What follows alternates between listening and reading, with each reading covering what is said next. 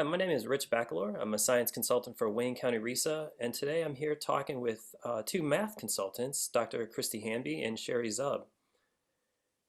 And we know that schools are going back to, or some schools are going back to remote learning, and we've been adjusting to those changes. Families are supporting kids learning at home, and there are more and more questions that come up about exactly how to support our kids with math. So questions like, I don't know how to help my child. Questions like, this math work looks very different from what I'm used to or when I was in school. Um, and so we felt like a conversation around some of these topics might be helpful in supporting families support their children in learning mathematics. So Christy, why has math changed? Why does it look so much different than when I was in school? So when you and I were in school, mathematics instruction looked like, the teacher would show us how to do a problem and we would just follow that procedure.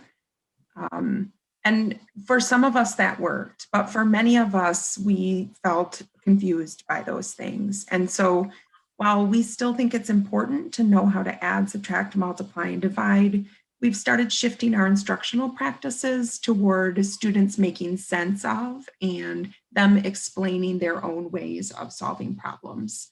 So for example, you can see here in the video, three different students who found ways to do this subtraction problem in different ways.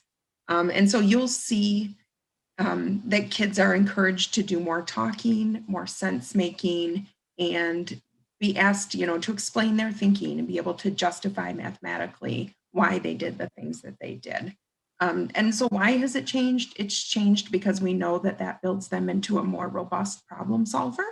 And we want to make sure that when kids leave school, they're really ready for taking in all kinds of information in the real world and being able to make sense of it mathematically, but also in other ways. That's helpful, and I think you're right. It is really important for us to build those kinds of real world examples. Sherry, that's all great, and I agree with that, but it's really hard for me to understand how to actually help my child since I didn't go through it that way. Do you have any advice for me? Well, Rich, I think the first thing that we can do as parents is to place value on learning mathematics and to really have a positive attitude about it. The best thing that we can do for our young learners is to encourage them to play and be creative rather than thinking about how quickly we're doing a problem or correct answers. With those little ones, get out those puzzles and those blocks and Legos. Ask them questions like, how many blocks do you have? How do you know? Do you have more blocks than me? How could we figure that out? And the sad thing is that our culture has perpetuated this idea that mathematics is hard for some of us to learn. In reality, there is no math gene. We can all do math at high levels given time, support, and that perseverance piece. So it's really important that we keep that positive attitude about mathematics, and especially in front of our children. We have all heard someone say, and I've had a parent sit across the table from me and say, I was never good at math. But we usually don't say, I'm not a good reader. We do things like take our children to the library, we read with them and to them, we buy them books on tape, we buy them tons of books. So we recommend that you do that same thing. Give them those same opportunities to think mathematically. So while you're playing a game or setting the table, you might say, how many more do we need and how do you know? Does that seem fair? All of those questions really increase your students' ability to think critically. Also, I think one of the things that we have left off the table, no pun intended, is some of these board games.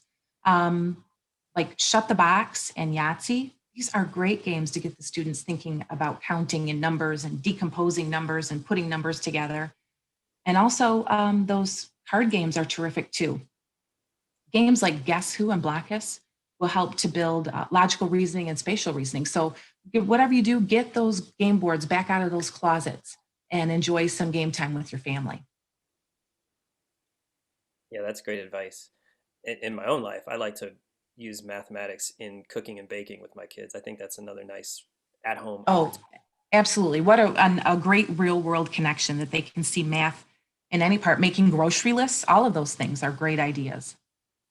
So, um, Christy, what about what should I do when my kids get really frustrated? And I know that's happening quite a bit now, especially online when some of our uh, social cues aren't there in the same way they were face to face. So how should I deal with mathematics and frustration? Yeah, so I just want to lift again what Sherry said. We really don't want to transfer any anxiety that some of us as parents might feel about mathematics. We don't want to transfer that to our children. We know that if there's anything that we're nervous or worried about, we're less likely to engage in that work.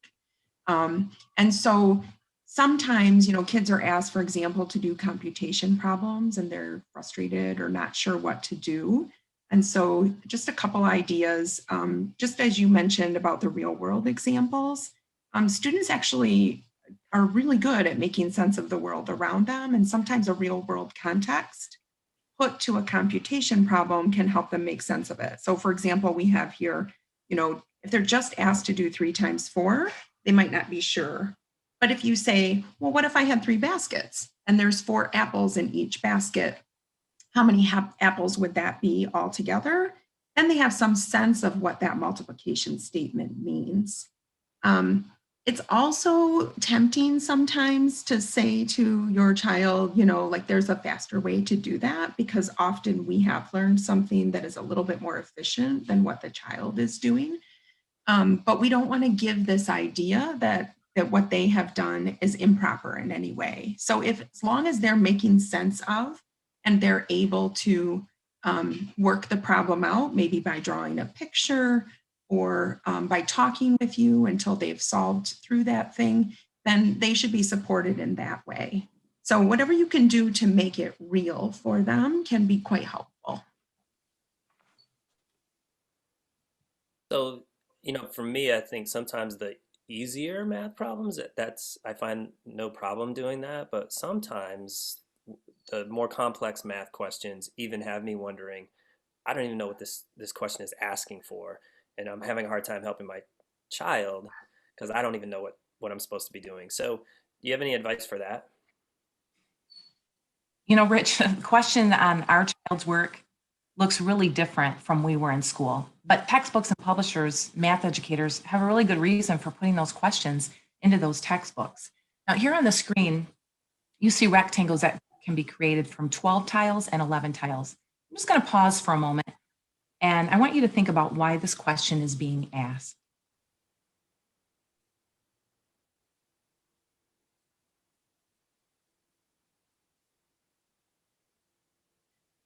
And this question is being asked to have students really increase their critical thinking skills and to think about what numbers or factors can be multiplied to get a rectangle of 12. And then the big question is, how many different ways can you arrange 11 squares in a rectangle? And then they'll realize that the factors or the numbers that you multiply to get 11 are just the 1 and 11. So I guess we say these things to help you really, if you stop and slow down, I think there are many ways that you can help your child if you just try to slow down and make sense of the question that is being asked. So if you encounter a question you're not sure of, ask your child what they've been working on in school and see if he or she can explain it in their own words. I was interested when Jo Boaler was sharing that she often tells her children that she doesn't know or understand the problem just so that she can get the child to verbalize what is happening. And then when the child is verbalizing what's happening in the story, it's really helping them to learn at a deeper level. Also makes them happy knowing that they can help a parent out. So really just slow down, take your time, and have that growth mindset that you can do this.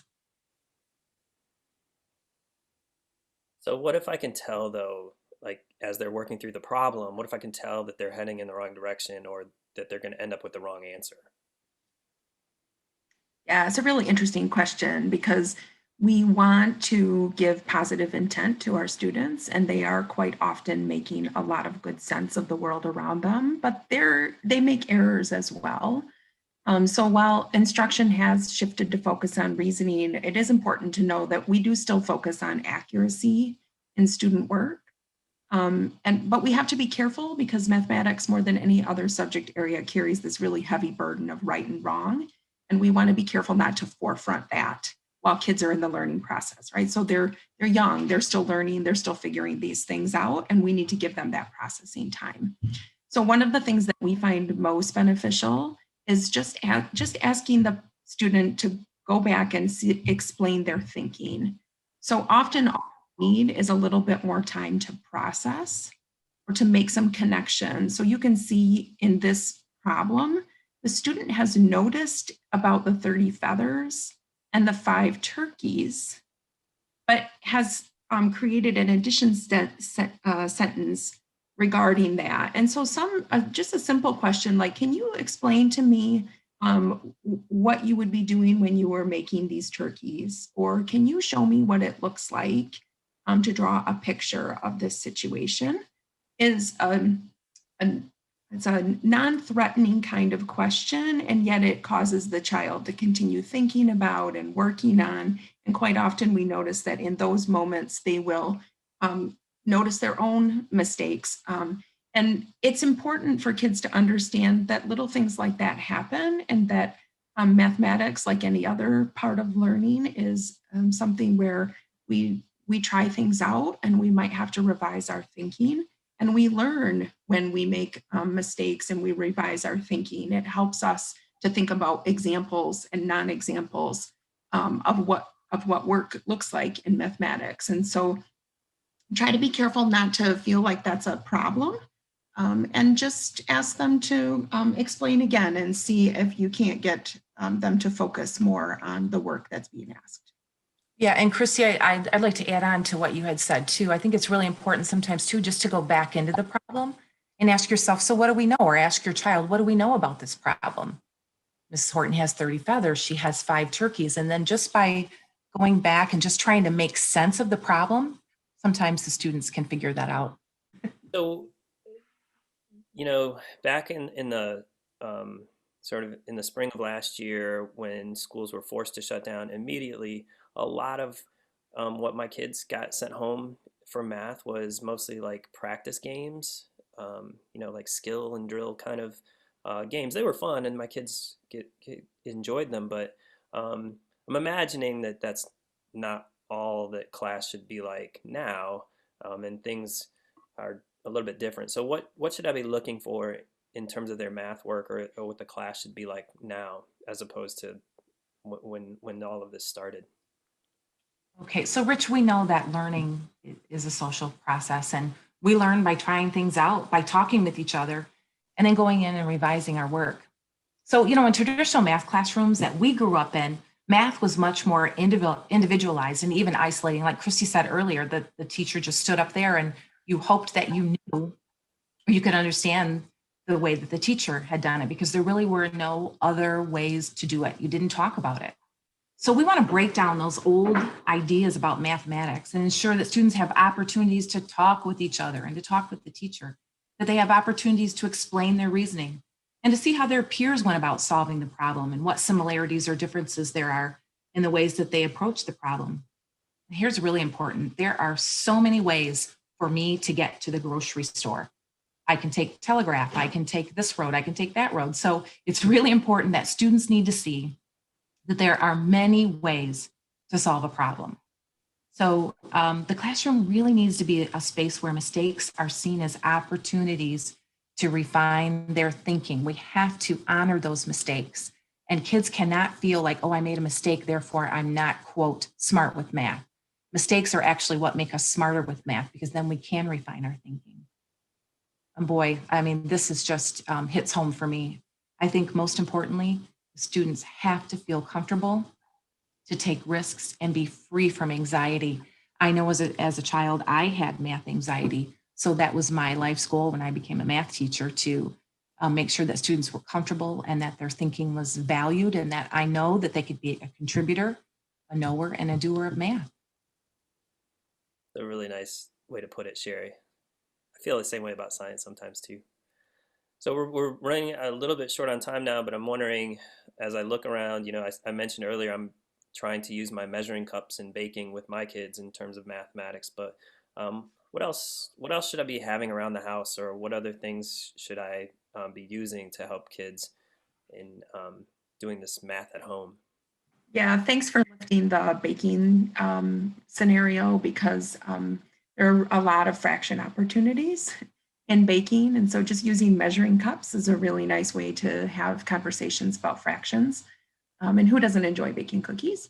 But for our early learners, we were thinking about other tools that you would easily have around your house. So things like pasta or beans are great counting tools. And our young learners are spending a lot of time counting and thinking about individual, but also groups of items. So when kids get to the point that they're grouping items, we find things like straws or craft sticks bundled with rubber bands into groups of tens to be really helpful for starting to think about the tens and the ones that make up our double digit numbers.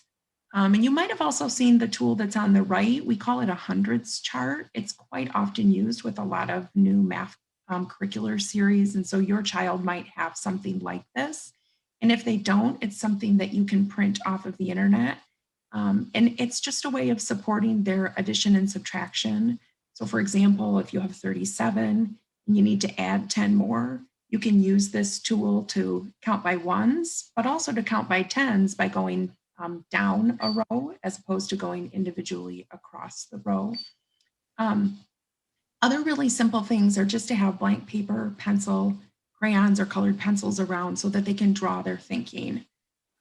Quite often, a drawing helps them to lift the mathematical ideas that are happening in the problem. And blank paper is useful because it doesn't have any sort of restrictions to it. And so they're simple tools. We hope that you're able to find them easily enough around your home already. And we know that they'll be useful for kids in just being able to start thinking, problem solving, and making sense of the number work that they're being asked to engage in.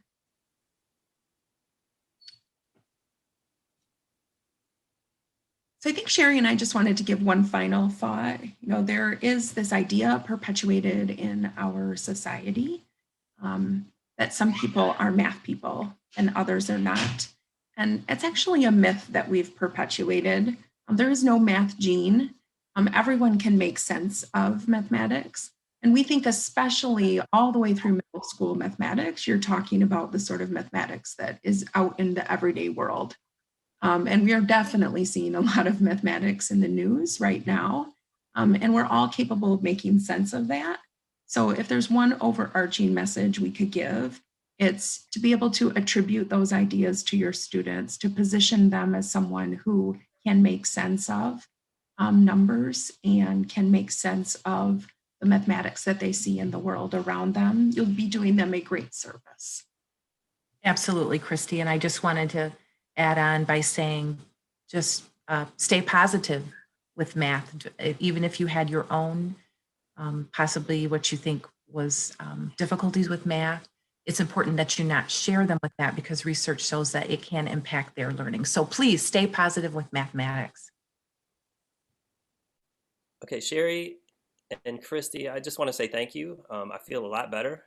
I'm on the right track. I just needed somebody to talk to about what I was seeing with my kids and what kind of work they were doing with their mathematics. And I think I'm going to be okay. I think you will be too, Rich. Thanks. It was good talking to you, Rich.